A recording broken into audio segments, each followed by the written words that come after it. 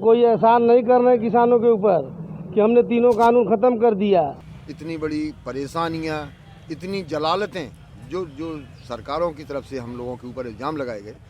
सिर्फ संघर्ष जीता है। किसानों की असल मांग थी वो अभी पूरी नहीं हो पाई है। ये एहसान नहीं कर रहे किसानों के ऊपर कि हमने तीनों कानून खत्म कर दिया।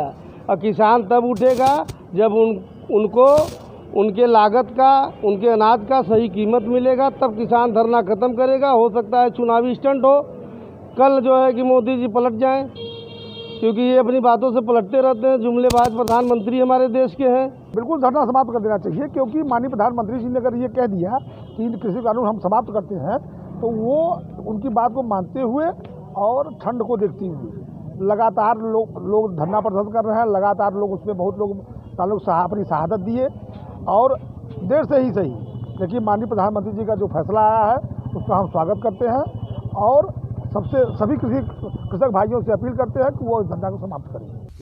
देखिए, प्रधानमंत्री जी ने बहुत ही सराहनीय काम किया है, लेकिन ये किसानों की जीत है, ना कि प्रधानमंत्री की जीत है।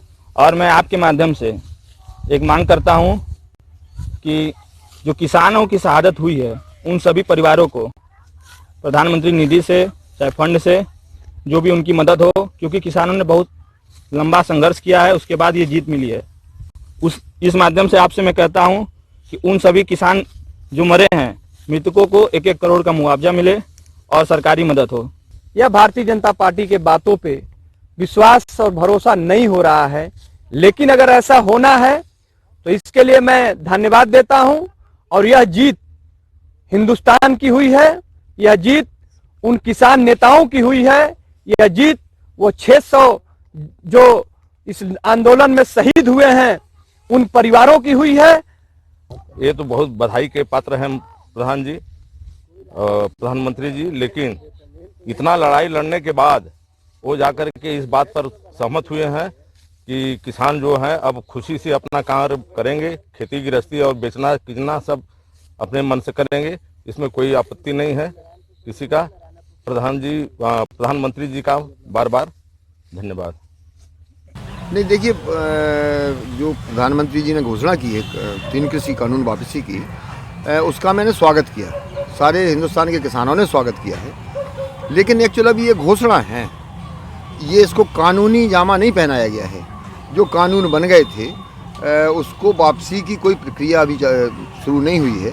हालांकि प्रधानमंत्री जी ने कहा कि पहला सत्र जो नवंबर के लास्ट वीक में शुरू होने वाला है, उसमें हम लोग ले लेंगे। तो अभी ले लेंगे है, लिया नहीं है।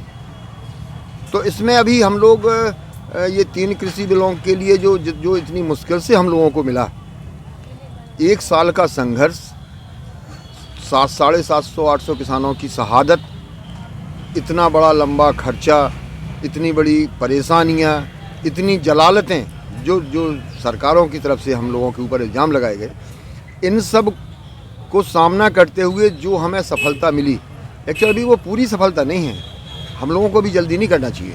हमारे हिसाब से तो अभी हमारा जो है सिर्फ संघर्ष जीता है।